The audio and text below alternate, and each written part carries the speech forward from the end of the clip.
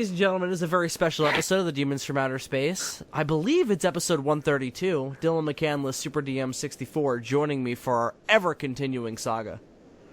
Hey everybody, you're probably wondering, hey, Christmas happened. Are they going to talk about the Doctor Who Christmas special? No, not yet. More on that as it develops. Well, I mean, it already developed. It happened. We both saw it. We'll talk about that when we come back from our little hiatus that we're taking over the course of January. Because this is not your regularly scheduled edition of the Demons from Outer Space, not part of the grind. This is a special episode edition of an already existing miniseries, the Addenduming Apes. I almost did the Addendum of the Planet of the Apes, which is technically what it is, but we're calling it Addenduming Apes. So this is the third part of that, the end of the trilogy. Dylan, what is rounding out our continuing look and pretty much our final look? I mean, there's other books and there's other comics we can do, but this is pretty much like the last official canon Planet of the Apes thing. So I'm not sure if we're numbering this, since it's not technically part of the regularly scheduled DFOS programming. But if we probably will. But if Bill does number this, then it will be number 136. 136? Wow, I was off. This is like the first time I've been off in a while. I said 132. Yeah. That was many moons ago. No, so many moons. Oh my god. So you may remember. I can't even keep track of all the moons. So you may remember that last year, I think, at some point earlier in the year, we reviewed a book by a man named Greg Keyes called War for the Planet of the Apes Revelations, I think it was called, and it was a prequel novel like to August. It was a prequel novel to War for the Planet of the Apes, an in-betweenquel, if you will, between Dawn and War. And after having read and reviewed that... revelation, if you will. Oh, a revelation. And after having read and reviewed that, we realized that we fucked up on the order because Greg Keyes had also written an in-betweenquel that took place between Rise and Dawn. So now we're going back in time, Huey Lewis style, to review Dawn of the Planet of the Apes Firestorm, which is the name of the book, and it's sure is. Can't stop that, can we?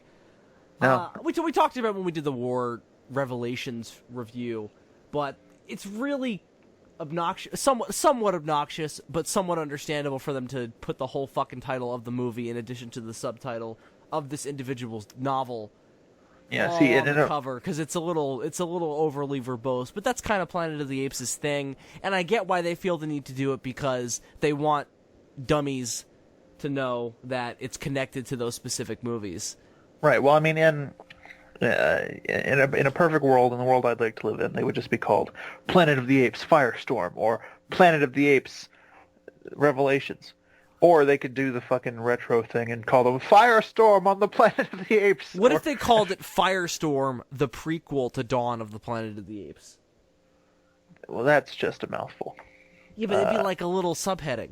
Firestorm would be the real title. Perhaps. But like you said, from a marketing perspective. Can I just talk about the first thing I noticed about this book? Okay. Can I stop you? No. No, you cannot. Literally the first thing I noticed, because it's something that I noticed before even opening the damn thing. It's so much better presented than the War prequel, because like it's got like art for the cover. It's not just a still image. It's not just a picture of Caesar, somewhat fucked within Photoshop. But I actually have a physical copy of this one and read it physically as opposed to the last one, which I did the audiobook for. And right, yeah. I forgot you did the last one audio. Yeah, and it's just a really nice fucking looking book. It's all white and it's got this neat like black and red artwork on the front, and I can't tell which ape it is on the cover. I guess it doesn't matter, but it doesn't look like Caesar. I think it's supposed to be Koba. Maybe, I don't know. No, you know what? Now that I'm looking at it, they'd put the scars on there if they wanted you to know it was Koba. Because I was thinking like, oh, maybe it's a younger Koba, but they wouldn't put him on the cover. I always assumed it was probably Caesar. Yeah, I always assumed it was Caesar. It probably just looks different. It's a younger Caesar. Right. I was about to say it probably just looks different because it takes place like right after Rise, so he's a lot younger. Yeah, and if you go back to that movie, he does look quite a bit different than he does in Dawn and War, and he looks different in War from Dawn as well, but not as radically different as he does between Rise and Dawn, because it's only like, what, is it 3 years between Dawn and War? I don't know. Just a year. I can't remember. Or I think it's 5. I think it's 5. I can't remember. So if anybody's listening to this, who's I hope somebody is. Who works at whatever the publishing house is for this, Titan Books. Titan Books. If you're listening to this and you're an employee or a bigwig at Titan Books, assuming you get to make more Planet of the Apes books in the future in this crazy Disney-owned world, do something closer to this as opposed to the book cover for War. Because even when I bought the War prequel book and didn't even know that this one existed, I was a little bummed that the cover was just a photoshopped image of Caesar from the movie. Like, that looked especially weird on my audiobook, on my Audible account, because it was so tiny. Like, it looked like a really cheap, like, fucking junior novelization I would have bought at a Scholastic book fair in like 2002. Even worse than that, like, what, just something that clearly did not have a lot of thought or money put behind it. No. As opposed to this, which looks very, very nice and is fitting for the narrative. Maybe this Dawn book didn't sell like they wanted it to, and so when the time you and I are like feverish for this shit, and we had no idea it was a thing until we read the last one. So yeah, so it may be that this book underperformed, and then when Greg Keyes was like, "Hey, can I write one for War?" they were like, "All right, but we're not putting as much money behind it." You can't have a somewhat fancier cover. You can have a higher page count though, which is going to cost us more to print. So really, we're just being petty here. Indeed, but pettiness aside, Dylan, did you like it? I did. It took me a while to really get going on this book because for the longest time I was like, because for the longest time I was reading it and I was like, I'm liking this, but it's not as good as the War one. And then there's a point in the middle of the book where it turns, and by the end of it, I think I actually like it more than the War prequel, to be honest. Oh, okay. I definitely think I agree with you, because it definitely. Well, for first things first, I didn't have that need to kind of get into it more as it went on. I was pretty sold on it instantly because I didn't realize how close it was going to be to Rise. Oh, yeah, exactly like the War prequel, like picked up immediately pretty much after Dawn ended. This book pretty much just picks up, I think, like a few days after Rise. I think they say that it happened like, a few days previous, the whole thing on the bridge. So this is just a few days later that this book opens up. And so Rise is still very fresh. And because of that, I just instantly felt like I had just turned off the movie. And I had that feeling of like wanting to expand this world out. And like the other one, this book does a really good job at world building. However, Definitely. It's completely different world building. And that's what makes it unique and interesting on its own. And ultimately why I think I prefer it over the War one, because there's more to play with here, because society hasn't completely collapsed. We talked about it in text messages. The War prequel has somewhat of a more interesting part of the timeline to play around with, because the Apes civilization is established and they're at war with the humans already, and all that. That is the advantage. And I'm really surprised that I like this book more than the War one, because compared to the War one, this one is pretty light on the Apes side of things. That's the thing that's really bizarre about how good it is that the ape stuff is like really, really disparate, and most of it's like flashback as well, because a lot of it's backstory for Koba, which is super welcome. That was really smart to work that in there so intricately to the story. That was great, and it adds a lot of context to what we saw Koba doing in Rise, and it also makes him a much more three-dimensional character in Dawn. Yeah, and that's important because he's he's essentially the main villain. So it definitely, or antagonist is a better way to put it. It definitely fleshes him out a lot more. Yeah, I'm glad that he was chosen as the focus as opposed to Caesar, because Caesar just got this whole fucking movie telling us his whole fucking life story. So I think it's good that this book largely expands out our view of what's going on. And, we get bits of what Caesar's doing in the early days of him leading his troop. But, this is still early on in his days as a leader. So it's kind of more of the same of what he was doing on the bridge. The really interesting stuff is the little bits of development they do about he and Cornelia's relationship, because there's none of that in Rise or in any of the movies. That was nice. She was there in Rise, and then they're together in Dawn. So it's nice that not only do they develop that in this, but like she's a real character too. Like she's not just like a female who he just kind of like encounters. And what's nice about that is because her subplot got cut out of Rise, and we never really got to have that. And then I remember reading the prequel novel to War. And and she gets cool stuff to do in that too. Yeah, and I remember reading that and thinking it's so weird to read about Cornelia getting to do shit, considering that she doesn't really in the movies, like in any of them. She pretty much just shows up in the third one to get shot. She's almost like a 3-movie long plot device. Right. The only thing she gets to do in the second movie is I make baby, and then she's pretty much out of the movie. Which she had already done prior. Precisely. So it's not even that special. Fucking bitch. No. I remember. But as we were saying, we like her a lot more given what they did with her in the books, and they really flesh her out a lot. Yeah, I mean, it's not a lot in this one. There's definitely more Cornelia in the War prequel, but you see the beginnings of her and Caesar growing closer and starting a relationship. And really what it comes down to is she's the only ape in the troop, it seems like, aside from who stands up to him and is like, hey, you're fucking wrong, idiot. Right. Kind of Maurice and Rocket also sort of have that kind of relationship with Caesar, but, she's the one with the vagina. So they're a lot more reluctant to say anything about it, though, because Maurice was thinking about fucking ditching them. I mean, by the way, spoilers, we're not really going to hold back on that. This book has been out for a long time. We're both definitely recommending it.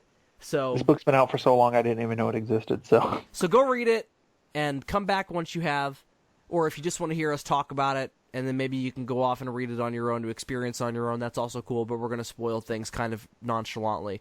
Especially Maurice if you're, wanted to fuck off. Go ahead. Especially if you're an Apes fan, because I think I said this when we reviewed the last one and also when we reviewed that anthology. We need more good Apes fiction. Like, these books are so fucking good. I want more of it. Just good expanded universe stuff in this franchise, without a doubt. Yeah, I mean, Star Wars has it by a metric ton. The AVP universe and all that subsidiary. It's weird that AVP has more.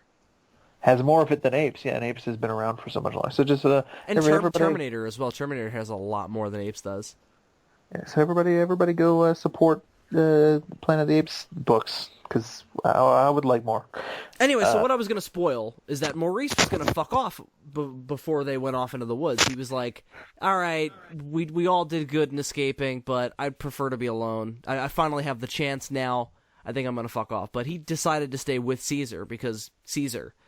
Koba, kind of the same thing when he was going to specifically go hunt Jacobs and ditch the rest of them in the Genesis lab. But he decided to go with them and ditch his revenge for later, for the apes in the moment. So, I liked all that development of them, because they don't feel like necessarily like 2-dimensional fucking insects following him in Rise, but we don't get any real true sense of what I guess we do, but we don't get a real developed look at them as we do in Dawn or even in War for Maurice. So. Yeah, well, I mean, Koba's deal is explained in Dawn, but we never really got to see what he was talking about. And it's like we get a sense of it in Rise as well when he pops up towards the end of that. Yeah, but in this book we finally got in explicit detail exactly what Koba's whole deal was. We get his whole life story in this. Right. We got Caesar's in Rise. This is his whole life story through his eyes. But again, all the ape stuff, including all of that stuff with Koba, is maybe a third of the book, interestingly enough. Well, Koba's stuff is the most ape stuff. Because what this book mostly focuses on, and then there's also the subplot about the people trying to capture the apes, we can talk about that too, but the main focus of this book is actually the simian flu starting to spread and take out humanity and society falling apart and all all of that the hysteria. And it's interesting because you would think that that would be super trite, and just we've seen that a million times. How many pandemic stories are there? It's not treading new ground, but he manages to do it so well, I think, that you don't even care that you've seen this kind of story. But it also has to be specific to what happened in Rise, and that's what makes it interesting.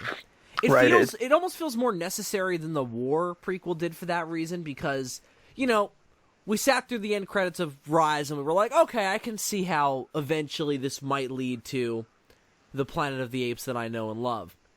But because humanity is like, fuck now.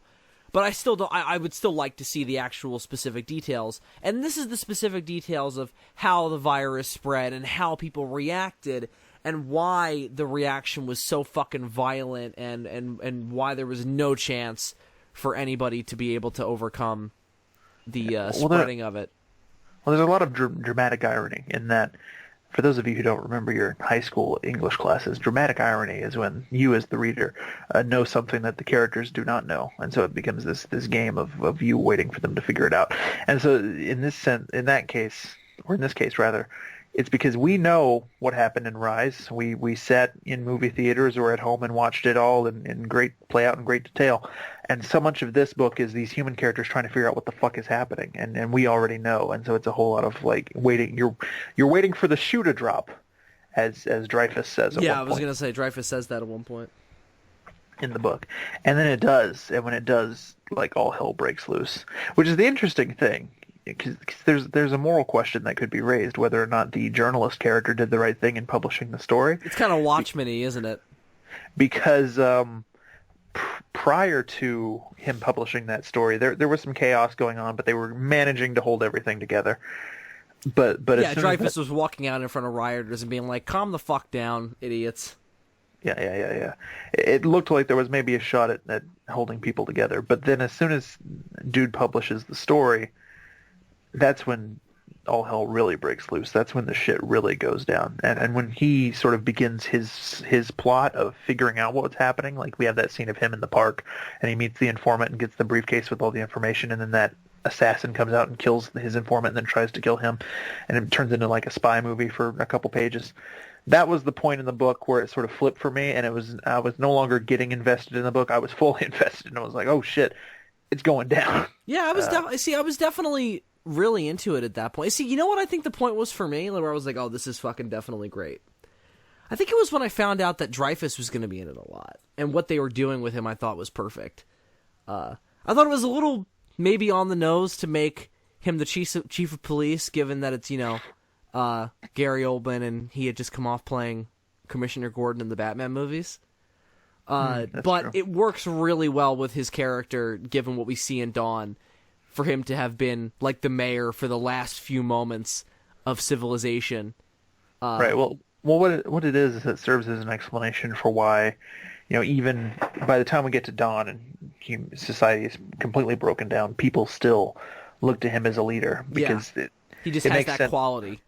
It makes sense that would be something that was established before society broke down, and so by clinging to him as a leader, they're sort of clinging to the past in that way. We also see his convictions before society broke down, which obviously that changes a lot about a person, and we see that he was like a really good fucking guy, and he's still a really fucking good guy in most of Dawn, and all of Dawn. I would argue that everything he does is completely justified. Yeah, no, pretty much. But it's nice to see that before that he was just a normal fucking guy, and just hanging out with his family and trying to run for mayor. And him being the former chief of police as opposed to the active chief of police it's almost like just a little homage to the Gordon thing. I don't know. And him running for mayor is a better like analogy for where he's at in Dawn.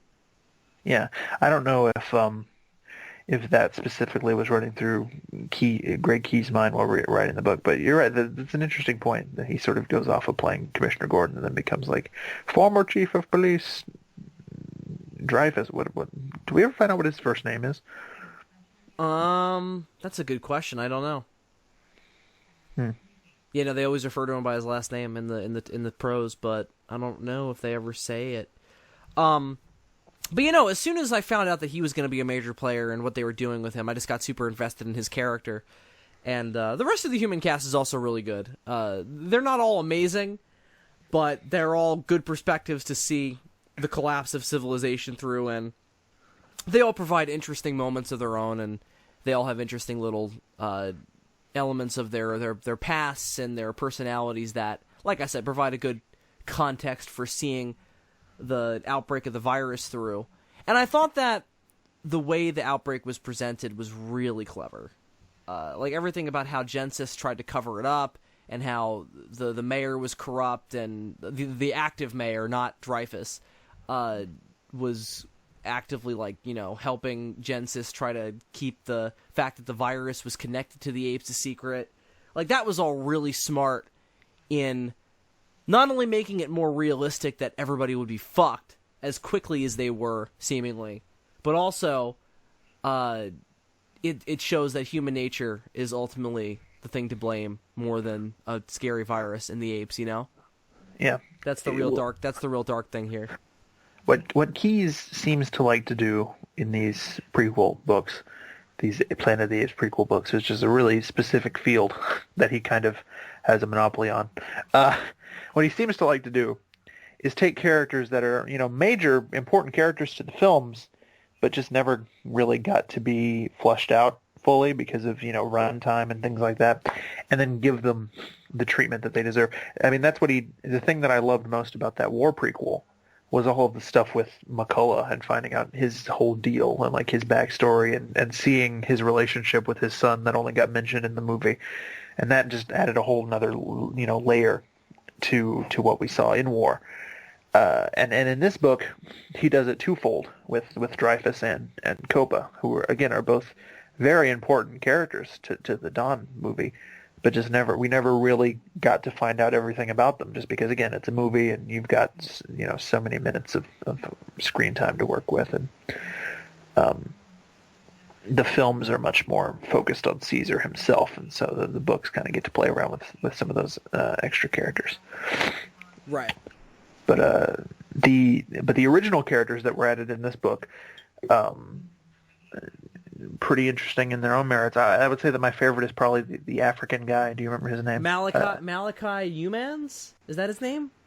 Yeah, I think that's right. He's kind of the human Koba.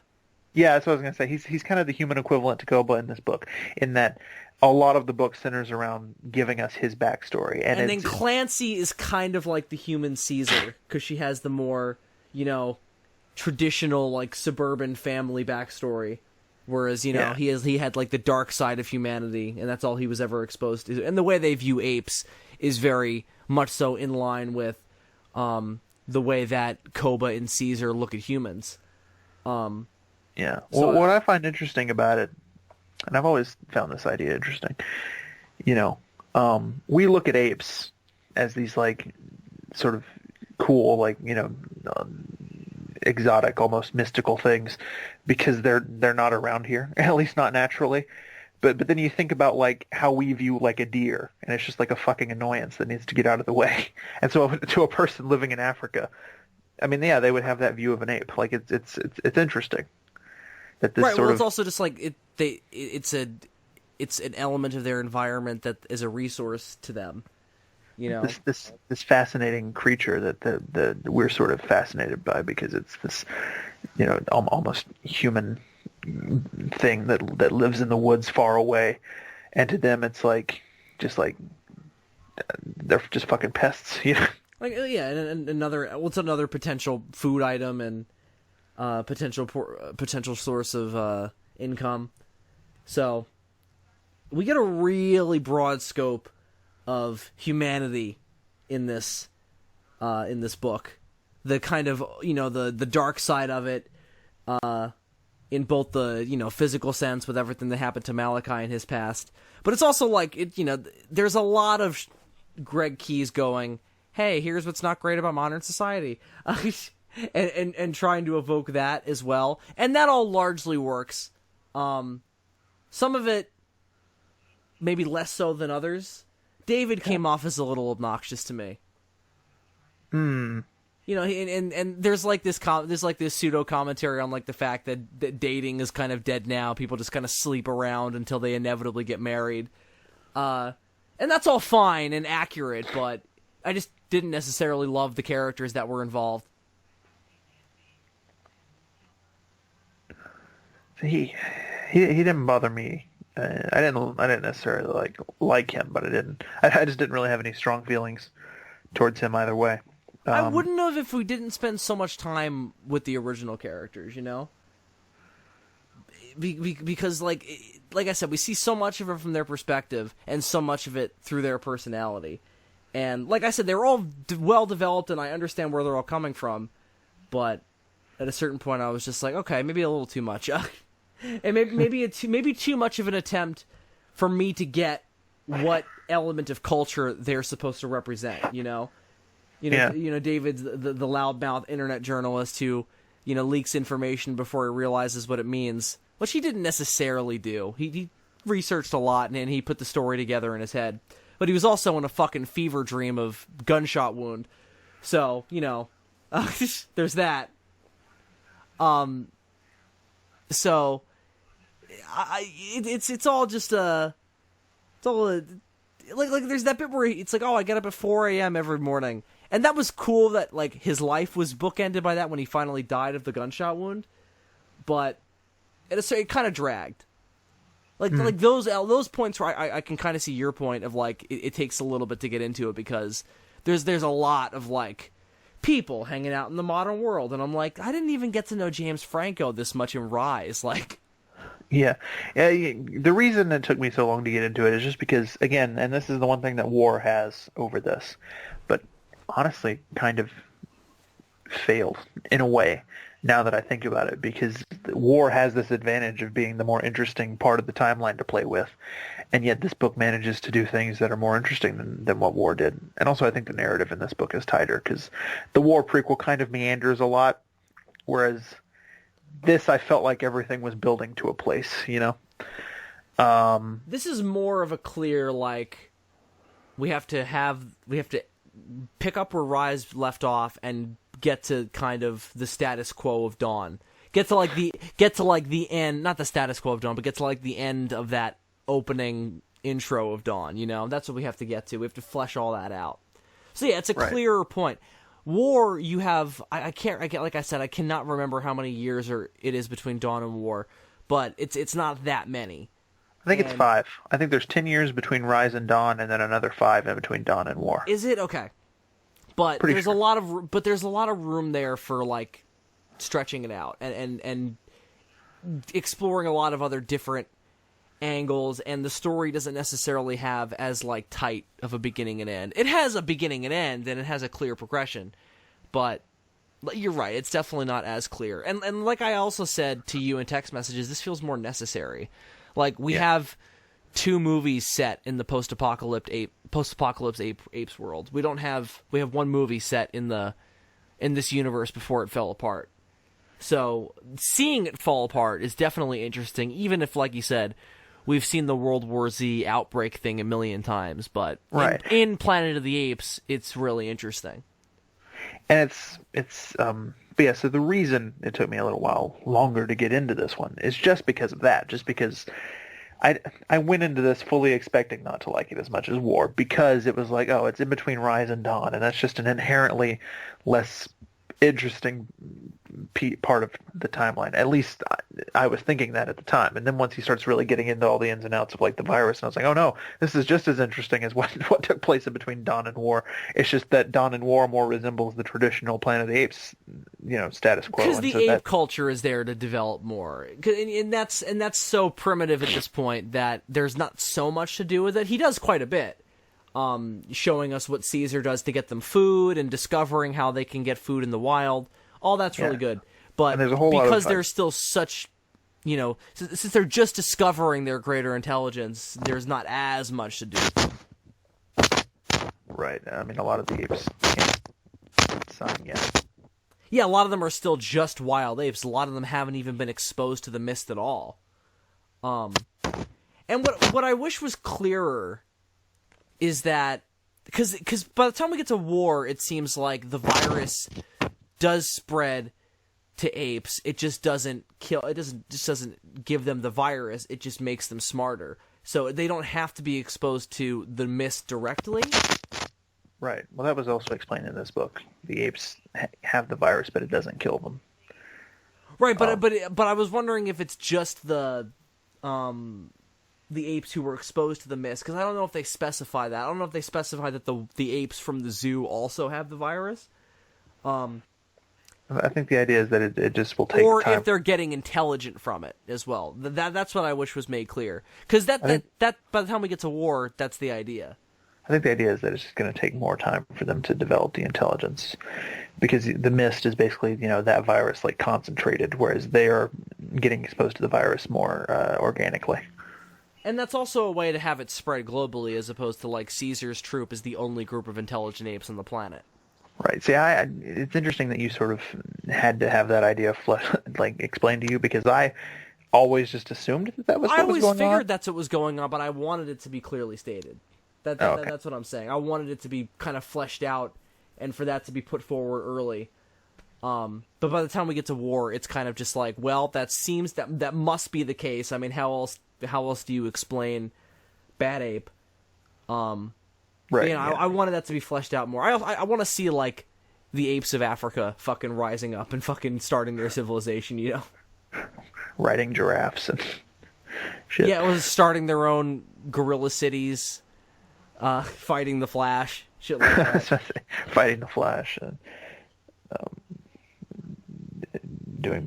hiding themselves from the Justice League. Recruiting Lex Luthor. And being like, hey, Lex, I can cure your cancer. Can you? Nah.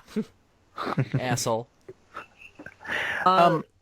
Did you like the surgeon character? Talia was her name? The one who got sick and was still fixing people up, which seems like a bad idea. Yeah.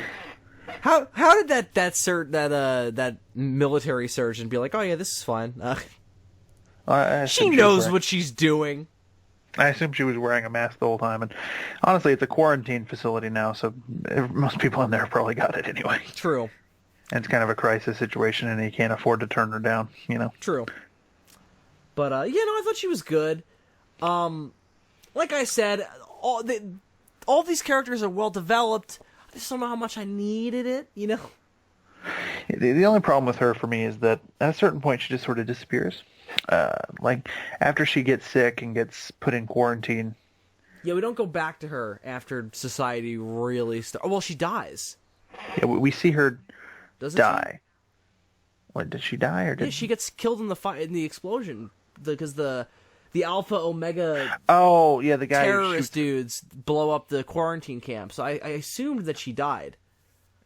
I remember now that there's a description of her being shot. The guy bursts in the room with his mask, and then she Oh, that's right. Yeah. And then the surgeon pulls out his gun and he starts shooting. That's right.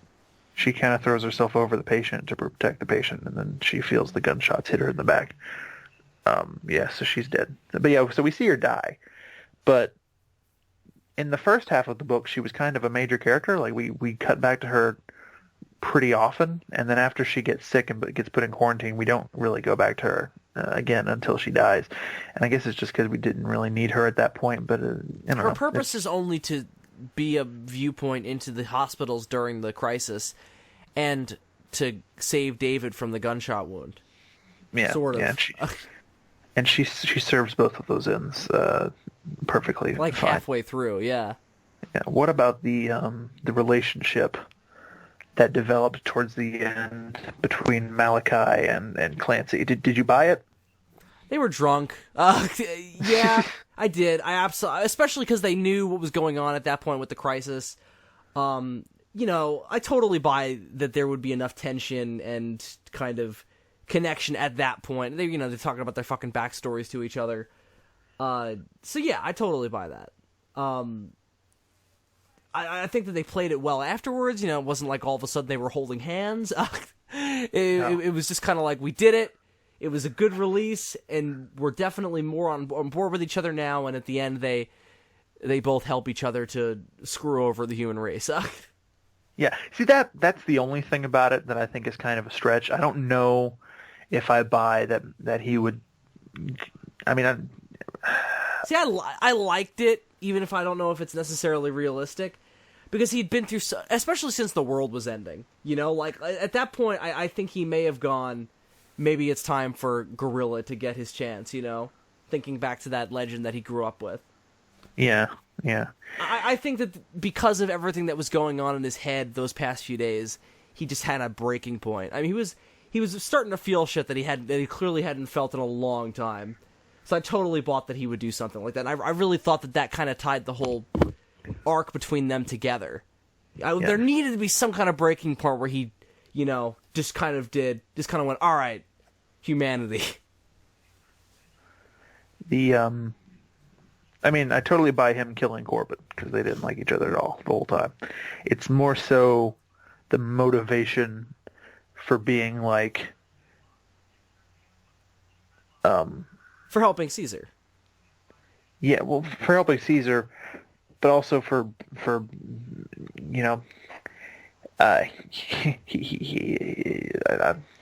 throwing his life away for Clancy. Given that aside from the sex, they didn't really have that close of a relationship. You know what I mean? Like, well, I mean, they had grown. They had found a bond in each other because they were the only two they could really trust in that situation. But I don't know. Like I said, I bought it in the moment. They were in a fucking they weren't in a life or death situation necessarily at that point. Yeah. I bought it in the moment as well. It's only thinking about it afterwards that I'm like, I don't necessarily know. I mean, even if they didn't have a close relationship, he just murdered a mostly innocent woman in front of him. So I don't know. I just don't think that. After thinking back on that time that he didn't get to kill that guy that killed that little girl in front of him, I think he just, like I said, I just think he had a tipping point where he was like, I'm done with this. The world's ending anyway. Yeah. See, but I don't think it's necessarily supposed to be, oh, he killed a woman in front of me, fuck that guy. Because this guy's seen that shit his whole life. He eats that shit for breakfast. So it's like, he's probably killed his fair share of innocent women. So it's...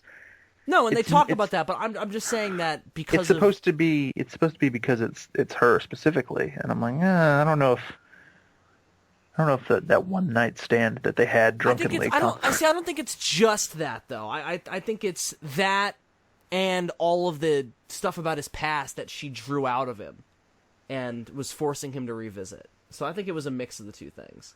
You know, I think that they built an image of each other in their own heads that wasn't necessarily accurate because they didn't really know anything about each other personally. It was just kind of what they were stuck with in the moment.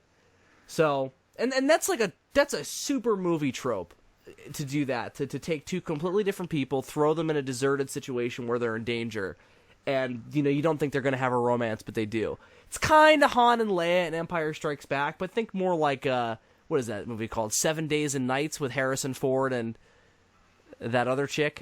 Meg Ryan? Is that Meg Ryan? I don't know who that chick is, but it's kind of like that. Yeah. See, I buy the Han and Leia thing, no problem. But I guess that's just because I have, like, their actual performances to go on because they're, you know, real people in front of me and I can see the chemistry develop. They also knew each other a lot longer than Malachi and Clancy do. But like I said, I think it's a passion, heat of the moment kind of thing. The world is ending. It's, you know, it's just a huge moment of emotion. I totally bought it. But I can definitely see the question there, but I think it's supposed to intentionally be like, well, would he do that? Or, you know, would he have just fucking let everything just go to shit? I don't know, but I think that's a moment of debate to go, you know, what do you spend your last moments doing? Do you spend your last moments just acting like you have for the past fucking 50 years or however many years it was? Or do you decide, all right, fuck it, let me pull out a little bit of those feelings that I haven't expressed maybe ever, but now I'm in thinking back on all my past deeds and everything that's happened, maybe it's time to pull some of them out. But yeah. It's not entirely dissimilar to what Red does at the end of War, but even that made more sense because of him sort of having subjected himself to basically slavitude. But also remember, he was actively helping them mow down his own people at that point too. So. Yeah, there's a lot of factors that go into him making that decision at that time. It's a moment of enough, like that's what it is in both instances. It's a moments where it's almost like Vader. Almost, it's not as personal, I guess. It's almost like Vader watching the Emperor, blast Luke with the Force lightning. It's like, all right, fuck this. I'm done with all this horrible shit. I'm gonna go over. You mean the time that Vader stood very silently while the Emperor was shocking Luke and didn't utter any dialogue at all, and then threw him into a pit? Yes, that's the scene I'm referring to. Yeah, good. Absolutely. Just wanted to clarify. George Lucas. Well, he's probably not listening, so I don't think it was necessary. It's really the only special edition change that really gets under my skin, Everything else everybody complains about, I'm like, I can live with it. But Darth Vader going, no. I'm like, no! I'm not. I think, like, the Mos Eisley shit in A New Hope is way worse than that. No, because the Mos Eisley shit is just dumb. The Darth Vader thing legitimately ruins like a great cinematic moment. Yeah, but it's shorter, and then it goes back to the normal shit. Like I could totally see your point. It has a bigger impact on the story, but the Mos Eisley shit goes on forever. So it just takes longer. But we're not here to talk about hear him say no and then move on. But yeah, no, we're not here to talk about Star Wars. I liked that they were both ape experts, and that was sort of the one thing that they could kind of bond on initially before they started learning each other's backstories. They both knew the totally different sides of the view on the species. It's exactly like I said, exactly like Koba and Caesar. Right. But Caesar's even more cynical than Clancy is, I would imagine. What's really interesting is both of them knowing sort of what's going on with the apes. They sort of see the writing on the wall, and all the mercenaries that they're working with don't have a fucking clue. Right, well, they actually know apes. They're not just guns for hire like their company. Yeah. So that was all really well done. I can't believe we didn't talk about the opening sequence of the book, which... Oh, yeah, I fucking forgot about that.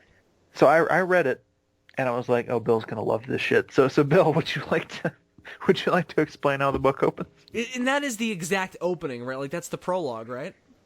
Yeah, I mean, we open the book with this schmuck in the woods.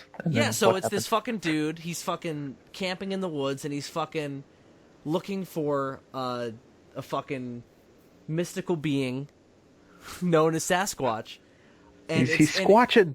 He's out there squatching. And he's not just like some fucking drunk, like, idiot, like out there like going, I'm gonna shoot Bigfoot. Clearly this is somebody who knows the fucking, like, the Bigfoot believer community and knows like what the mindset is and what they think and all that stuff, because it is dead on. And I wonder if Greg Keyes is a Bigfoot guy, or if he just did a lot of research into that, or if he was at any point. It seems so, because like I said, he nails it. He gets into the Gigantopithecus theory and fucking and everything, and also, like, he does a good job of, like, gradually picking things apart as the guy goes on, and eventually it just works in really well to the reveal when because it's like he has this moment of doubt right before those trees start rustling and the apes come in, and he thinks that he's been vindicated. It's brilliant shit.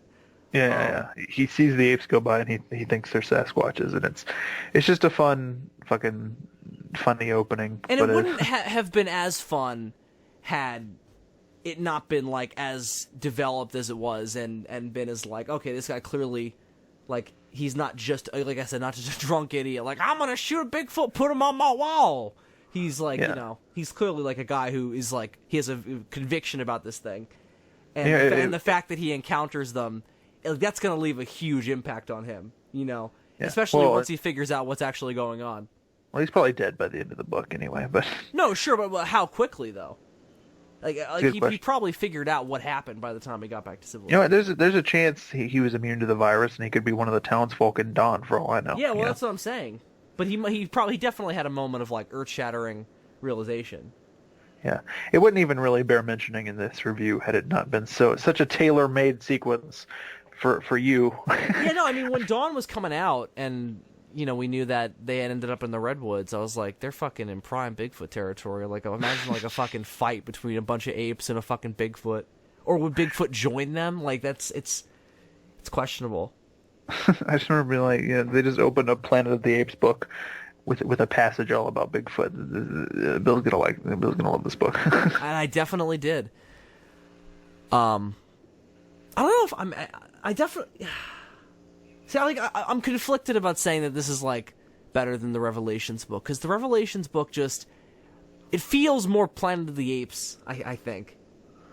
And again, I think that's just because of the time period it's set in. But, this still feels like very prototypey. One thing. So obviously this is, pre-war and pre the development of war. So the Alpha and Omega mutant reference is different than what they ended up doing with it in war. How did you feel about that? Well, at first I didn't think it made any sense, but I think Greg Keyes realized that when he was writing the war prequel, and I think he actually worked it into the war prequel.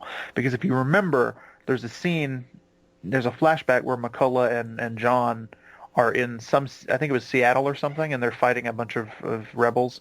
Oh, that's right. Okay, yeah, they did work it in. Rebel scum, and they see the Alpha Omega like graffiti on a wall, and that's sort of where they get it, and McCullough uses it later. So I think that's Keyes' way of writing himself out of what he did in this book versus what they wound up doing in the movie. Even if he hadn't done that, and I'm really glad he did, that's just another testament to how good he is at the shit. I would have been fine with it anyway, because it's an idea that more than one person can come up with, like just like happens in fiction, more than one person has used that moniker to describe a similar idea, Yeah, I once had a long drawn out idea for a space opera set in the Godzilla universe, and you know what? Toho kind of made it already. So, yeah. Wow. You certainly planted the seed, didn't you? I wish I'd fucking kept it in my pocket. Jesus. But yeah, no, I really enjoyed. I really enjoyed the fact that, this was more unique and set itself apart more. Yeah. Did you like what they did with the Alpha Omega thing in this? That was slightly underdeveloped, I thought. The scene where Dreyfus is talking to the dude is good, especially when he finds out he's infected. That's awesome. Yeah, it's such a badass moment. But they're kind of like... I felt like I was playing Batman Arkham Origins, and I was just beating up anarchy thugs again, because that was their whole deal. It was they were like, Gotham is fucking infected, and we have to kill everybody we possibly can. Like they were terrorists and shit. So they felt a little cliche, but... And again, that was another thing where I was like, Greg Keyes is clearly going, these people can exist, and I've seen them in the news, so I'm going to put them in my book, even if they're not, like, enjoyable to listen to. Yeah, there's a lot of that, and I think that's an element of that. I think it's a cliche for a reason, and the reason is that that's probably realistically something that would probably happen. You're right, and like I said, there's a lot of that in the instance of, like, cultural satire that they do. Yeah.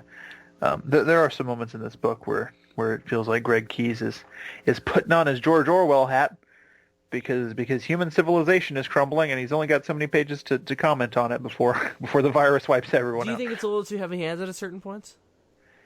I wouldn't say that. I think he does it pretty well. I just think that it's obvious to us, being sort of well-read, geeky people. Yeah, I mean, I guess it's a little on the nose, but Planet of the Apes isn't always, subtle. No. Remember the Vietnam protests in Benin? No, you're right. I do remember that. So yeah, it's definitely not a franchise always known for its subtlety, but I think it all worked. And like we agreed, like those people all exist, like the anarchists and the fucking super crazy religious pundits who get on TV and talk about why viruses are designed to wipe out gay people. Yeah. I think he threw it in here because he wanted to have an Alpha Omega reference in this universe, and he didn't know if they were ever going to do it in the movies. And then when they did it, to somewhat like set up the mutants. And then when they did it in the third movie, he sort of worked his way around it in that book, explaining in a very clever and subtle way. And I was like you when I was first reading this book and the Alpha Omega thing popped up. I was like, oh, that's potentially a problem. And then I remembered the sequence from the other book, and I was like, oh yeah, he worked his way out of that one. I feel like he did the same thing with Ray in the second book.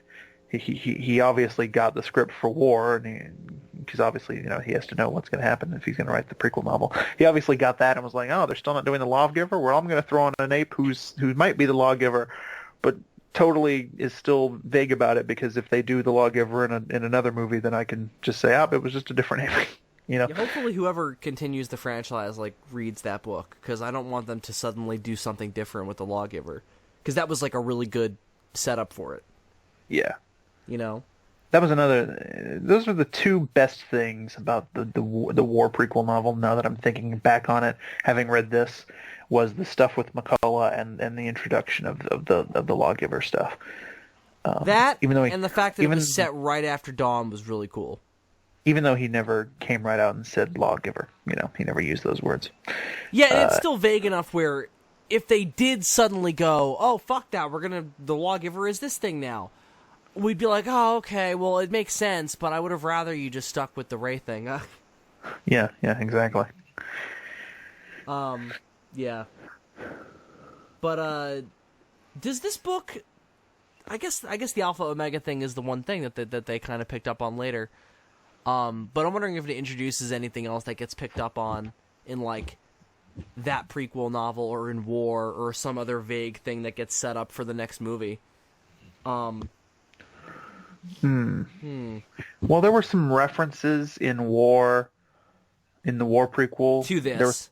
To this book. I remember we picked up on those, and then that's when we found out that there was another book that we needed to read. Yeah. Was when we picked up on those references. Yeah. I'm just trying to think if there's anything else that There's nothing about Malcolm in this. I was a little disappointed with. I mean, there's not a whole lot to say with him, but I was kind of expecting him to have a little cameo or something.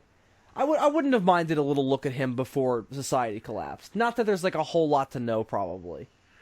Probably not. I don't even know what his deal was supposed to be pre-apocalypse. I don't know what kind of profession. He was an engineer of some kind, architecture potentially. No, okay, they did say that, didn't they? Yeah. Yeah, they're. I wouldn't have minded a little glimpse. I mean, they could have worked. Maybe he was working on the Golden Gate Bridge or something when Monkey Gate happened. Oh, by the way, did you enjoy that they called it Monkey Gate? I love that they called it Monkey Gate. Yeah, and I also really loved that. The reporter guy is the one who got to coin the term simian flu. Yeah, that was also clever. That was nice, and it's so true to what the media does in real life, because the police are always like, hey, don't give serial killers nicknames, because then that empowers them, and then the media always comes out and says the Lakeshore Strangler. Yeah, because they have to reduce space on the front page. So simian flu kills thousands is better than weird genetically altered retrovirus spreads a lot. Yeah. 113 virus, which, by the way, there were a few typos in this book where they kept calling it I noticed that a lot. There were a lot of typos. There were a lot of words where I was like, that should say had, not hand. Yeah, that's less a fault of Keyes's and just the fact that his editor apparently didn't catch it. I think that shows that this was maybe a little rushed, which is unfortunate. These prequel novels often are. His, too, don't feel that way in the writing, though, in the story. It's just that I noticed the typo, and that was weird. A bunch of them. They're really well conceived and constructed and everything. It's just, again... they just didn't have enough time to proofread. Apparently, yeah. Yeah, and there were other sentences where the word "a" would be missing, and you'd be like, "What? Oh, okay." Yeah, I mean, it's not like it ruins it. You put it together in 2 seconds, but still. Yeah. Say there was a sentence that would say, "He handed him a gun," which I just made up off the top of my head. That's not an actual sentence from the book. Sometimes it would be "He handed him gun." You'd be like, huh? Yep. It's but sometimes you're but Bacoba talks like that, so is it supposed to be mirroring that? But then it's it's during the human section, so clearly not. Yeah. Oh, speaking of things that are they're set up for the movies, I really loved what they did with Koba's eye. It wasn't what I expected, which is nice, because when it happened, I was like, oh shit, that's where that comes from, okay. because I just kind of figured that like that happened during his medical testing days. Right. But it turns out that he had like this whole fucking background before he ever became a medical testing ape, and that's where the scar on the eye and the cigarette comes from. We should probably devote a portion of this review to just talking about all of Koba's shit, because it's some of the most interesting stuff in the book, and also the bulk of the actual ape stuff that we get. But before we get into that, I just wanted to say, you know where they could have put Malcolm? Where? I just thought of this. There's a point near the end of the book where all the lights go out, and I think that's supposed to be when like the power went out in the city. Like we find out in Dawn, the power went out because the nuclear reactor, whatever, blah blah blah. You could have had Malcolm like show up, like trying to get the power back on or something, or he could have been there when it all went down, or something like that. You know, you could have forced a cameo in there. Or Maybe trying to get home from work after everything was falling apart. Yeah, well, because he's an engineer, trying to work him in somewhere in that way. But then again, it probably would have just been filler, so probably better. Yeah, like I said, it's not really necessary to the story, and it would have just been fat. The chuff, as the fucking Alpha Omega anarchists say. Yeah. But it still would have been nice, because I like him. So getting back to Koba, what I really liked is that near the end, they explain why Koba hated Jacobs so much, because I always kind of felt like that came out of nowhere in Rise. It feels somewhat obligatory. Right, because, you know, why isn't he specifically seeking out and murdering the actual scientists who were doing all the medical testing? Why does he have such an intense personal hatred for the guy in the suit? You know, why does he know how to spell his name after having just been dosed with the gas? And you know, suddenly he just knows this guy's name and also knows the alphabet. Like that was always the one part of Rise I was like, what? Huh? Yeah. So this book fucking fixed all those problems. Yeah, I mean, we learned that Koba is a lot more like Caesar early on than we probably realized. I mean, he had the dark side of Caesar's upbringing. You know, raised by humans, but in less loving conditions. Still behind Caesar, because Caesar was always genetically altered from the time of birth. No, sure, but he was raised by humans. Koba is more like Maurice. He was exceptionally smart for an ape pre being exposed to the gas. Yeah. And so now after... And knew how to sign and knew a lot of words and ideas that a lot of apes didn't know. Yeah. He's basically Coco the gorilla. So for those of you who don't know, Coco the gorilla, famous gorilla who could do sign language, once hung out with Robin Williams. It's a whole thing. There was a documentary about it on Netflix once that was a very good documentary. I don't know if it's still there. Bill Burr had a great stand-up bit about it. But if you take a regular gorilla and endow it with super intelligence, Planet of the Apes style, which, by the way, don't do that. Yeah, this book is pretty much telling us not to do that. It would probably take it a while to, even though it was now intelligent, it would take it a while to learn how to do shit, because, you know, it's like a child learning things for the first time. If you were to do that with Coco, though, Coco the gorilla, who already has a grasp of language, she would likely develop much faster. And they play with that here, and I like that. You know, Koba and Maurice are on like a whole other level than, say, Rocket. They're still not like Caesar level of intelligent, at least not yet. Koba and Caesar seem pretty close to each other by the time you get to Dawn. But they're ahead of, like, you know, Zoo Ape number 5. I like that, and it serves as a nice explanation also for why they are, you know, why certain apes are like in the control of the tribe and the rest of them are below them, because there's a distribution of intelligence, even though they've all become intelligent. You know, they're developing at different rates. It also just makes Koba's relationship with humans so much more complex, because it isn't that like he always had this like hatred of them. It's that he didn't fucking know anything about the real world, and when he finally put it together, he had just been like fucking tortured and led this horrible life, and when he finally realized why, he just felt like he had been fucking lied to his whole life. Yeah, well, what I love about it early on is that Koba doesn't even realize that there's anything like... He kind of has a similar thing to Caesar, in that Caesar kind of views himself as human early on in Rise, and Koba kind of has the same thing. prior to being like, put in a cage and tortured and forced to do tricks. Well, it isn't until Jacobs calls him an animal that he puts it together that he's like, oh, I'm not human. I'm. This is why they treat me like this. Right, and I love I love how he calls other apes who can't sign big caterpillars. Yeah, that was really clever, and that's an idea that's been expressed in real science. So definitely cool to see that worked in there. Yeah, and that's what I like about this. I don't know if Greg Keyes is a primatologist in his spare time, or if he just did a lot of research before writing these books. But that is definitely a thing that happens when you actually teach apes like I think language. I noticed when I was scanning the acknowledgments that he acknowledged a few like actual primatologists. So yeah, probably. That's the thing that happens. They tend, because they have language in there. They tend to do research. Well, no, apes. I mean, because they've been. Hey, they can research too. Don't fucking put them down. No, I'm kidding. Give enough of them typewriters, and you know what they say you can write. Porn scenarios. No. So. Oh, I would. That would be way more interested in watching porn that was written by apes, not starring apes, like written by apes. There would be a lot more banana play. And then the woman fucks the banana. But when does the man come in? There's no man. It's a woman and a banana. And then ape come in. Oh no. Oh, this is illegal. But still popular for some reason. Replace that ape with a mule, and we can sell it in Mexico. But no, fuck, I don't even remember what the point. Yelling at the ape, writing the porn. It's like, write it yourself.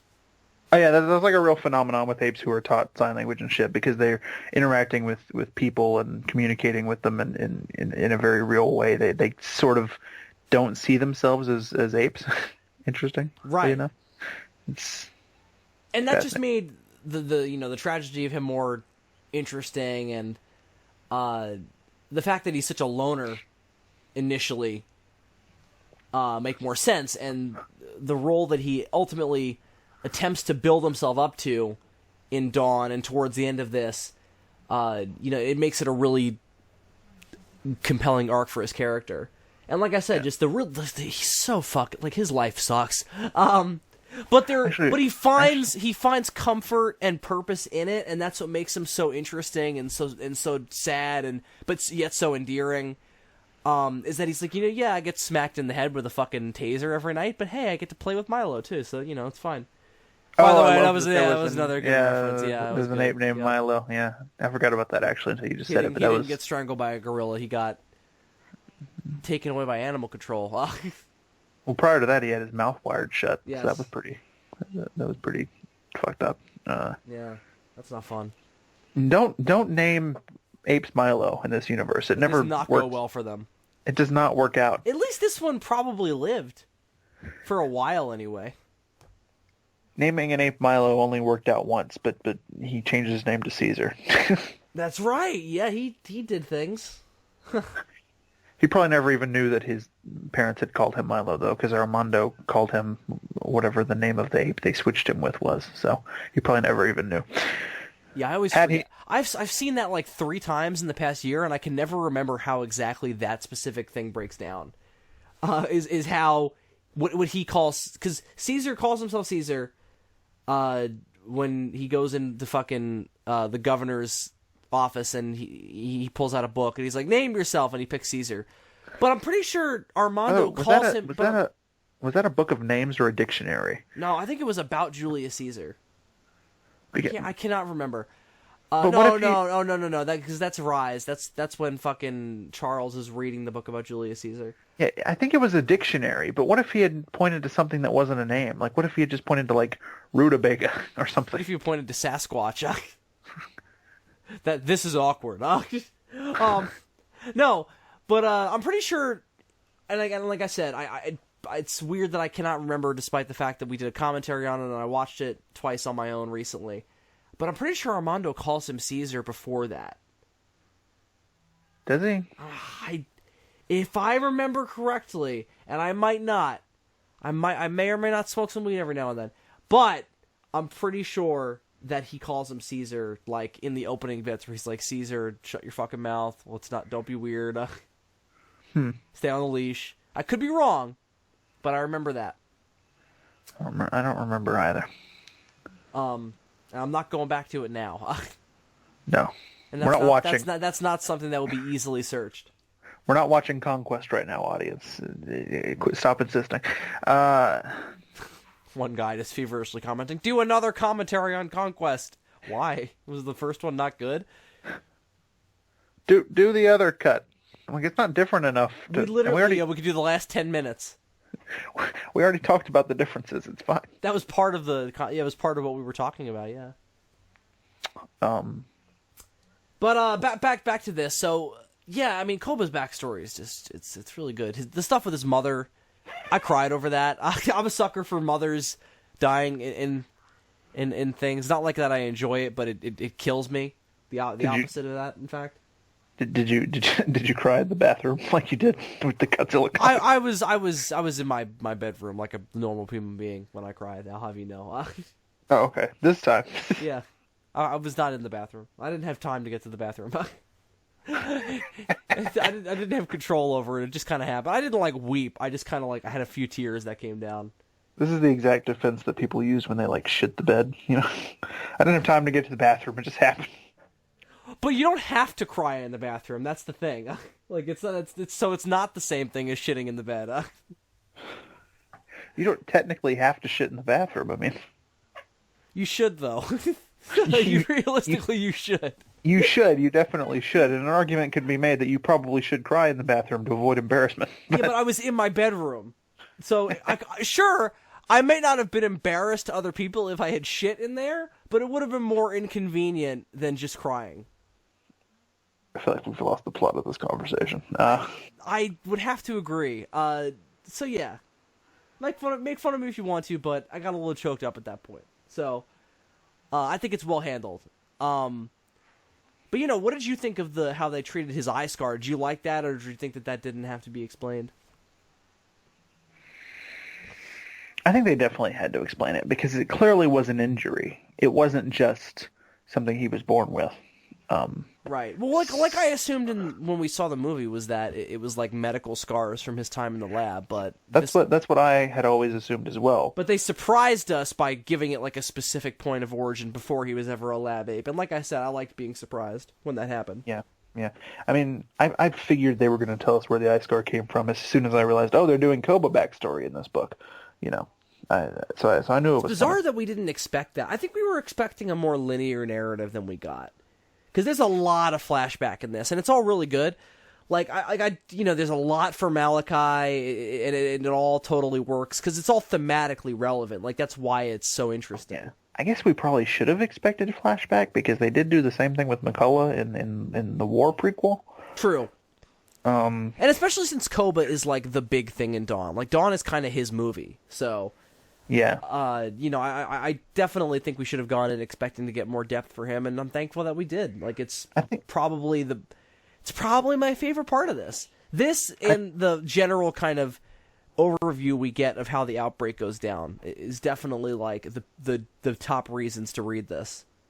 I think it's another respect in which this prequel is so much more necessary, as you put it, than the War one, because the way Koba was handled in Rise is kind of weird. It's one of the weaker points of that film, I think. He just sort of comes out of nowhere at a certain point. He's another character that I guarantee had scenes cut. And I think we got some of them in this book. Probably. But you never really figure out what his deal is in Rise, and then all of a sudden he's such a big deal in Dawn. And it wasn't really a problem for me in Dawn because they did such a fucking good job of it, but it made Rise look a little weird by comparison because it was this guy probably should have had more setup. He turns out to be a major fucking character. So I'm glad that we have this book to go, here's Koba's deal. And, actually make you like Koba more, because I like Koba and Dawn enough, enough to buy him and to make him an interesting villain. But this pushes it over where it's Koba. He's fully sympathetic now, and we really know where he's coming from and why he's so screwed up. I mean, he's got severe mental problems, clearly. Right. And they set that up long before the events of Rise and before he's exposed to the gas. And the other important thing they do in this book, and this just occurred to me, is they set up why Caesar trusts Koba so much. Yes. Because that was always super weird too in Dawn, because he's such an asshole in Rise. Like, without any of And this he's such an obvious wild card. And Caesar picks up on that early on in this book, but he clearly, like, we see a development of Koba as well, and Caesar seems to perceive it the same way we do, but he doesn't, he doesn't know what's going to happen in Dawn. It's almost like if Luke Skywalker had ignored the signs that Ben Solo was showing, and just kind of let things continue until eventually they went bad. Yeah, because Koba is so mishandled in Rise, and just sort of thrown in during the third act. It's weird. He just comes off as just an asshole, and like when you get to Dawn, you're like, why would Caesar trust this clearly shady ape? Like, it's obvious that this is going to turn out poorly, and it does. And now we have this book to sort of say, hey, well, Caesar, didn't trust him at first, but then Koba did this big heroic thing in the battle, and then they became several big heroic things, and then they become like brothers, and then now it makes more sense. Now it makes sense why. In the second film, Blue Eyes, Caesar and Koba have apparently gotten so close that Blue Eyes kind of views Koba as kind of like a surrogate uncle. Yeah. It's like one of those things where you have a best friend, and then when you have kids, it's like, oh, there's Uncle so and so, Right. Yeah, I mean, a lot of people make their best friends or their kids' godparents and shit. Like my parents did that.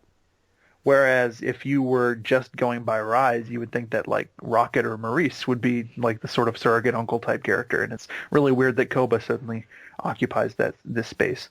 But believable now that we have this book to kind of tell us why Caesar trusts him so much. Yeah, no, I really liked that too, and like I said, I just liked the arc he goes through of, I'm all about me, I'm all about revenge, I'm all about hating humans and getting what's coming and giving them what's coming to them. But now he's like, no. That cannot be what I'm about. I will do no good that way. I have to be about the apes in my family. And I think that that's really well evoked, and how he gets to that place makes sense. But there's still lots of room for what happens in Dawn, and that's what makes him so interesting. Yeah, well, what's great about Dawn is, I don't even know if he's doing it consciously. Like, it might be subconscious.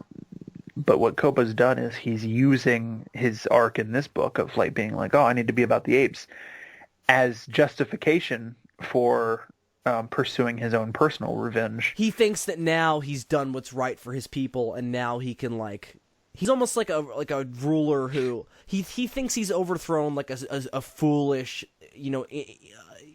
inactive leader in some kind of coup, and now things are going to be on track, but it's all about him, and it's all about what he wants, and not about what's best for his people.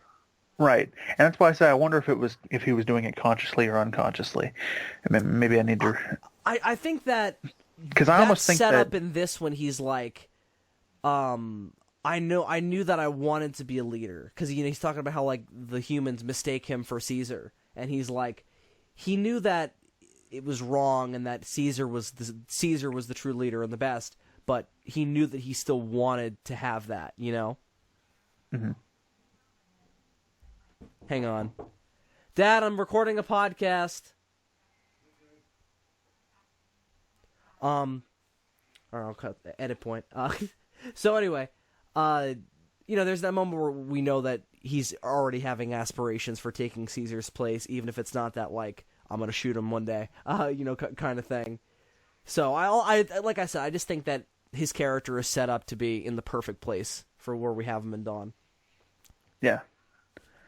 But yeah, is there anything else in particular about his backstory that you wanted to get into?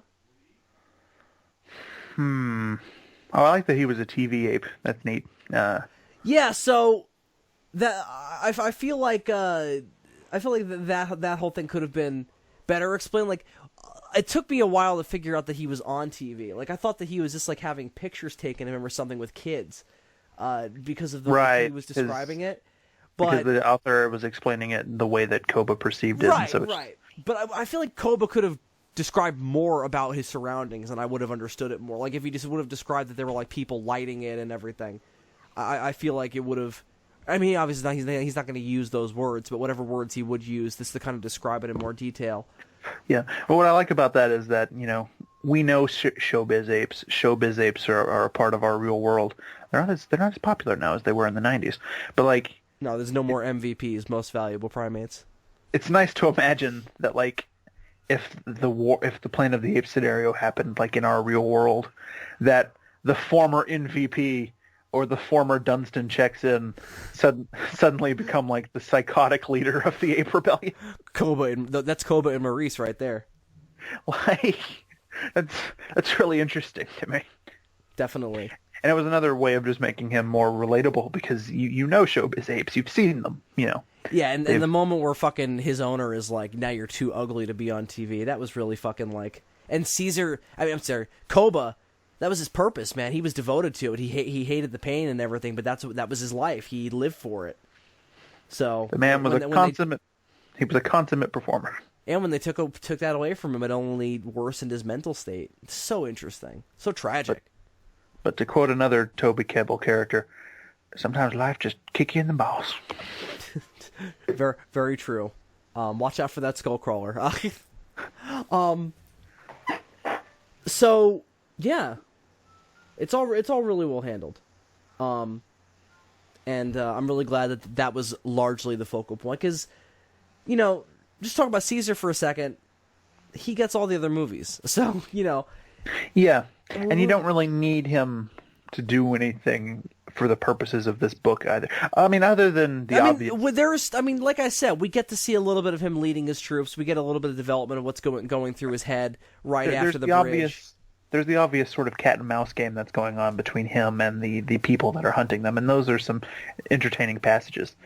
But yeah, and what he does is super clever, and you kind of see the early stages of what he does in war. Or at least what he's talked about doing in war. Right. So I think that's all cool. Like when he leaves the dead behind to make the humans think that they're going a different way.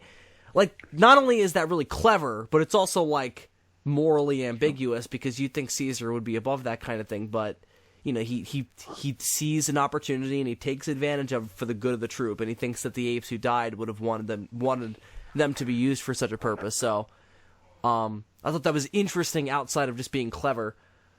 And what I like about Caesar's character, and it's consistent across all three films and both of these in-between Quill books, which is interesting that it's consistent considering that at the time that this book was written, you know, there were only 2 movies and war hadn't even been, you know, thought of yet. But they did manage to keep this through line going. Caesar's top priority is never fighting the humans. It's always getting the apes to safety. You know, in Rise, it's we got to cross the bridge and go into the woods. And then in this book, it's like, oh, they're coming into the woods. We got to go deeper and find new woods. And then in Dawn, yeah, there's never really like a huge standoff between them and the humans. There's a little bit of one towards the end, but it's not that many humans and not that many apes. It's more of like a skirmish. Yeah, and then Dawn is all about you know. Dawn has that huge fucking action sequence towards the end where Koba's troops invade. Right, but that's Koba. Caesar's motivation in Dawn, he bends over backwards to try and prevent more. Yeah. I mean, that's his. You definitely see the differences in their strategies there. Yeah. You know, Koba's like, get on horses, grab 2 machine guns, let's blow everything up. Caesar's like, let's help them fix the dam. But and then in War, both the prequel novel and the movie, he's sort of gotten saddled into this war. He kind of doesn't have a choice anymore but to fight the humans. But still, there's always a focus on, you know, move the women and children over to this building, or, you know, we can't fight this war any longer. We got to go back even further and find a new place to colonize. Like, that's always his goal. And I like that. It's nice that they managed to keep that through line pretty solid. He's about protecting life, not about, you know, wiping out the enemy. And like I said, I definitely think that difference in motivation is not only well explored, but it's well paralleled with what's going on between Malachi and Clancy, and it's nice that they're, you know, so nearby in terms of what they're doing. And so things are tied in well that way. And the only time he loses sight of it is in War, when he goes on his personal sort of revenge mission. Which is why that movie is so interesting. But even even when he does that, he still like takes steps to try and see that his apes get away safely. It doesn't work out, and they wind up getting captured. No, and But the fact that like all the potential leaders fuck off is a bad idea, and I still wag my finger at them for that every time I watch that movie. but yeah, he should have insisted that at least one of them stay He behind. really should have insisted that Rocket not go, because Yeah. He should have been like, look, I appreciate you guys wanting to help me, but somebody's got to lead the fucking herd. yeah, like Maurice, I understand. Maurice and him are tight, but oh god, Hey. But Luca and Rocket going, I just think was kind of overkill. Yeah. They were just trying to have like one last ride for the boys, man. And I'm like, listen, I like all these characters, and I like that Luca is now a thing, because he was only a name in the credits of the last movie. But even still, it's foolish. So anyway, we're talking about the other movie now, which I figured we would do since we already talked about it in this series. So go listen to our war commentary. You almost can't help but do it, though, and this is a compliment to Mr. Keyes, because he's tied these books into the movie timeline so well that you almost can't talk about the books without referencing what happened in the movies and discussing. And the things that they set up for the following films. Yeah. Yeah, no, he's the man. He is the man in terms of ape stuff. And he always has been. I mean, we go back to that anthology, and fucking, Stone Monkey is like one of the best things that book has, partially because it's so unique, and because it's so good at world building. Two of his finest qualities that have been outlined in these two books. But to different extents. And because we're working in a previously established, still going, or at least it was, Apes continuity, it feels like he's got a bigger sandbox to play in. Right. Yeah, it's really nice to see, because with like Star Wars and like the Alien or Predator books, sometimes there's a lot of inconsistencies. Sometimes you read a Star Wars book and then you see the movie and you're like, that character doesn't feel like the same person. Whereas I feel like what they've managed to do with these how Apes old books, was Anakin Skywalker when Obi-Wan met him? yeah. I've heard I haven't read the book that she's in, but I've heard a lot of people saying that Laura Dern's character in Last Jedi doesn't really act like she did in the book. So that's just going by what I've heard, though. Which one does she show up in? She's in the Leia book. Oh, the Leia one that takes place before A New Hope? Yeah, the one that Claudia Gray wrote. Yeah, that's on my list. I have to get to that. Yeah, apparently she shows up in that. But Greg has managed to make these books so consistent with the films that I have no problem. Yeah, I mean, maybe he's got an easier time because there's so much less ape stuff like we talked about before. But even if that's the case, he does it masterfully, and I think it's Apes is one of my favorite franchises in general, but it's definitely like, I think it's the best of all the expanded universe stuff that I've definitely seen lately. I just think it's the stuff. The ape stuff is the stuff I read and I go, oh wow, that's fucking smart. Yeah, and what's great about it is, prior to us doing this series, I never even really knew that there was a lot of there isn't a lot, but I didn't really know that there was any expanded universe stuff for the apes. Like, I knew that there was the book that it was originally based on, and I knew there were some movie novelizations, but I didn't know there was this other, and I knew that there were some comics. Yeah, but I never knew. We will do the comics. Once we come back from our hiatus on DFOS, I think we should start working that in semi-regularly. We're going to do another Apes comic. Yeah. But, so it's nice. It's nice that we have both of these books and the anthology book. I don't know if we'll ever get any more. We'll see if the mouse likes the apes. But, yeah. It's definitely going to be interesting going forward. But Dylan, anything else in particular to say about this book in particular? Because I think that's a pretty good point to wrap up on. I mean, we could do final recommendations, obviously, but like anything really nitty-gritty you wanted to kind of discuss? Because I know we always rip each other apart later going, fuck, we forgot to mention something. Well, we were talking about... okay, go ahead. We were talking about Dreyfus. We were talking about Dreyfus earlier, and how the way that they established him pre-Plague made a lot of sense. I also like that we get to see a little bit of him interacting with that family that he's so sad about in Dawn. Yes. I kind of grew to like them in the 2 seconds we got to see them. Yeah. Which is, I guess, all you can ask for. Well, really, it's 3 scenes. There's one scene where he comes home and he talks to his younger son, and then there's the scene where he's talking to his older son, and then there's the scene where he calls home and his wife informs him that one of his sons, I don't remember which one, I think it's the older son, has the flu. The one who was trying to bang the chick. Right. Those are which, by the way, don't expose yourself to pandemic viruses in an attempt to get some pussy. It's not worth it. Or it's very worth it. You're going to have to quote the ski instructor from a wonderful episode of South Park, you're going to have a bad time. Was he played by Nicolas Cage? No. Disappointing. But every time he would tell them not to do a thing while skiing, he would be like, you're going to have a bad time. I believe it. But that was great, though, because that was one of the most powerful moments from Don, and Gary Oldman's acting in that scene was phenomenal, and so I'm glad that we got to see a little bit of them here. I also got choked up in a non-bathroom area as well when that happened. It was dark, so nobody knew. Really, if you're going to put Dreyfus in this book and it takes place before his family dies, you kind of have to, right? Like, if he hadn't, it would have been a huge wasted potential. Yeah, you definitely need to throw that in there. Otherwise, it would have been like, well, what was the point? So that was nice. The only other thing I wanted to mention was I kind of wanted to know what happened to Will.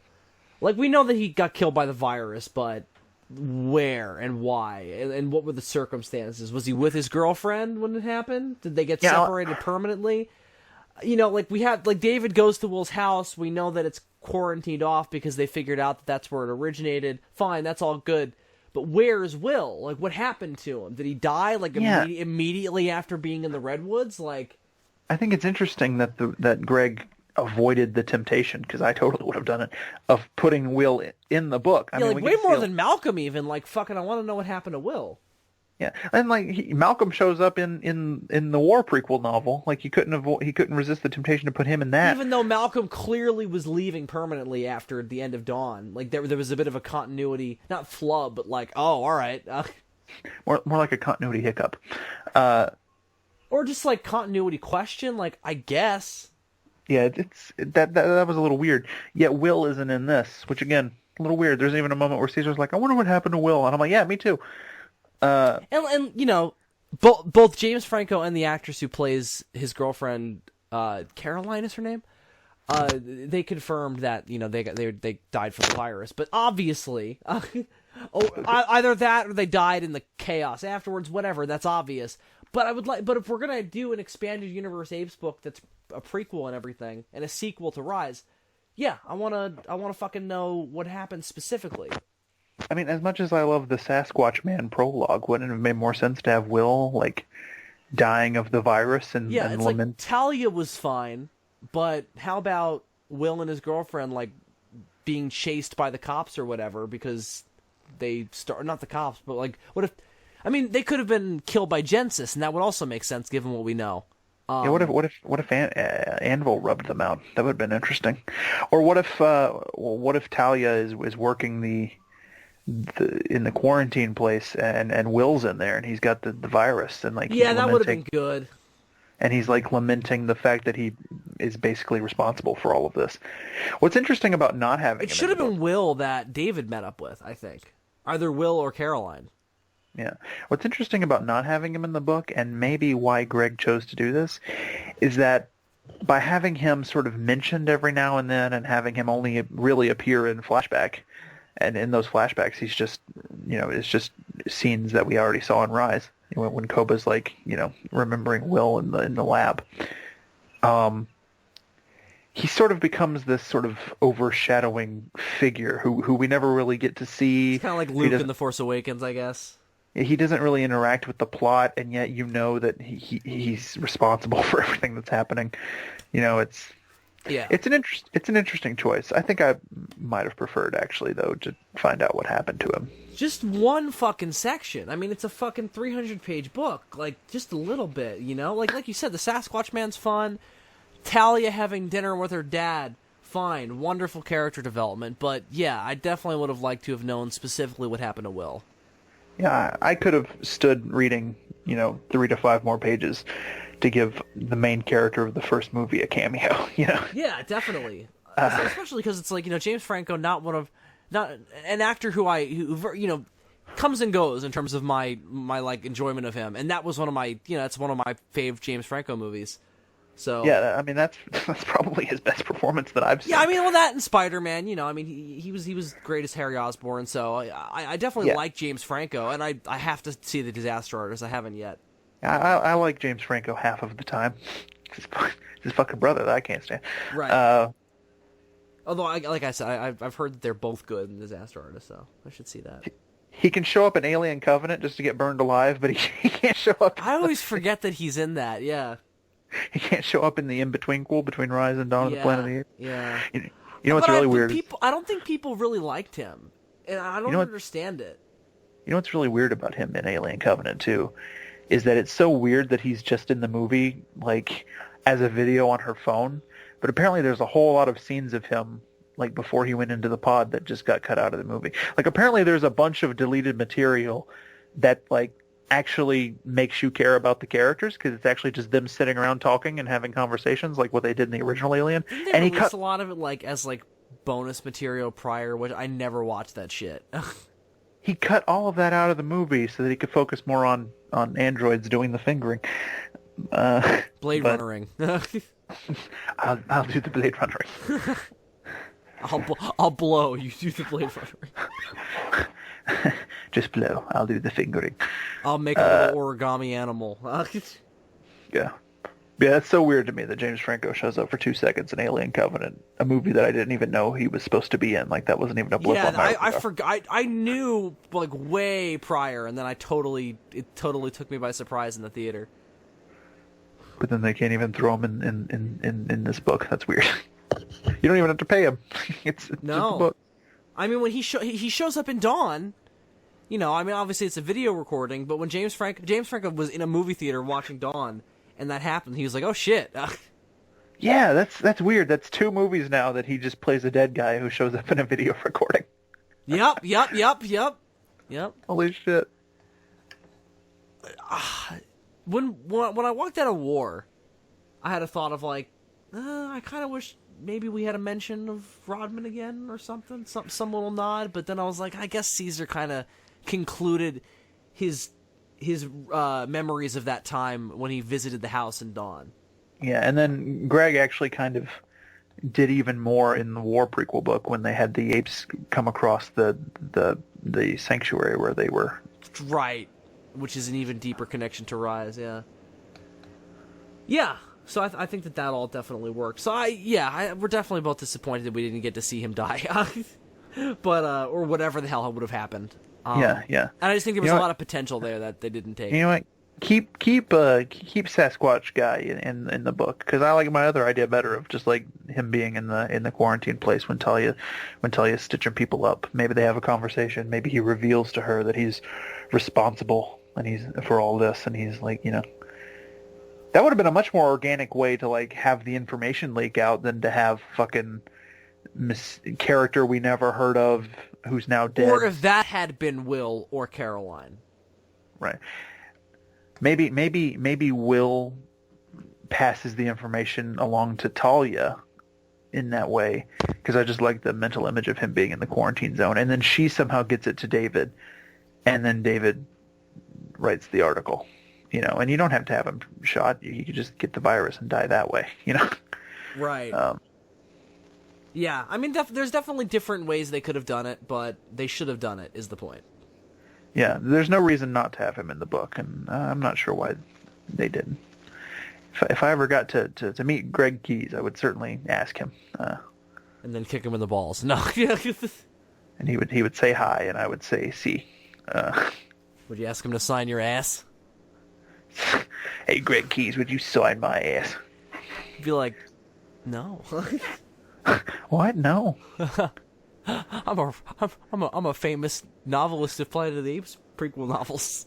Semi-famous. And I don't say that to mock him. Like we've been fucking raving about these. Like the only problem that I had with this was the Will thing and the fucking typos. That was pretty much it.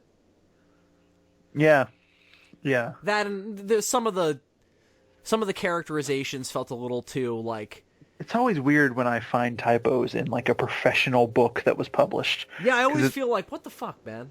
Because it makes me go, like, did I write this? Like, what? Yeah, it definitely makes you feel like, oh, I guess I can do this too, huh? Because I fucked up a lot. What kind of amateur production is this? What kind of fucking high school fucking theater show? I recently purchased the complete series box set of Samurai Jack. By the way, if anybody's listening to this and you like Samurai Jack, buy this fucking box set. Because the first 4 seasons were all digitally remastered and they've never looked better. But there's an amusing mistake with the box set, and that is the side of the 4th season disc jacket has a typo where they put 2 T's on the end of the word fourth instead of TH, so it says the complete 4th season. Oh God. And I'm like, did I make this Blu-ray set? Is it a fort? Like, is it not a DVD? Is it like an inflatable Samurai Jack like fort? I feel like Daffy Duck in my favorite Looney Tunes episode, Duck Amuck, where Daffy Duck keeps getting tormented by the artist, and he says, "Who is responsible for this?" And then it zooms out and it's Bugs Bunny. Oh yeah, that's brilliant. I forgot about that. It's been a long time. Anyway, so yeah, that's the Firestorm, the dawn of the Planet of the Apes Firestorm. Definitely a recommendation from us. And you should you should go back through all the ape stuff that we've talked about and fucking listen to us rave about it, watch it sometime simultaneously. If you haven't already, read the War prequel novel as well. I might have given the impression in this video that I don't like it very much, but I do. It's just... No, it's almost as good as this is. It just... This has some more interesting ideas in it. There's nothing wrong with that book. It just... This one... It has the potential to do kind of more unique stuff. And the problems that I have with it now, I didn't have upon reading it. It was only after reading this book and realizing, oh, this is actually kind of stronger, and I kind of wish they had done the War a little differently now. You know, if you've never seen the new Apes movies, or maybe you just saw Rise back in the day and you haven't seen any of the others, I think you could totally read these books in between the movies and do the whole thing chronologically. Yeah, I mean, if you haven't seen any of them and you have the energy to do that, sure, that'd be awesome. Yeah, read these books in between the movies. That might be the best way, actually, to get introduced to this new timeline, because it'll flesh everything out. I can't even imagine what that will be like, though, given how we experience. Like I saw all 3 before. Right. So we saw all of the movies chronologically, and then read the books. Yeah. So that would certainly be a very different experience. And read them in the wrong order. And we're not saying you have to do it that way. You can watch them fucking backwards if you want. We don't care, but definitely give them a go. No, I'm saying that if you're listening to this and you haven't seen these movies, do it that way, and then report back, because I really want to know what that was like. Exhausting. Probably. That's your homework. They're going to read the prequel comic, too, where fucking apes are hanging out in the woods? You don't need that. You see it at the beginning of Rise. There's a Dawn prequel comic as well, so we should probably talk about that at some point. I think there's a I think there's a war one too. Yeah. What if it's just this book in comic form? No, it's not. It takes place closer to the movies. A whole lot of people coughing. No, because I know they're both set like in the real. The Dawn one is like the post-apocalypse, and then the war one is the war. So. I wonder if they tie in as well as these books do. Because I'll be honest, looks really bad, so I don't think so.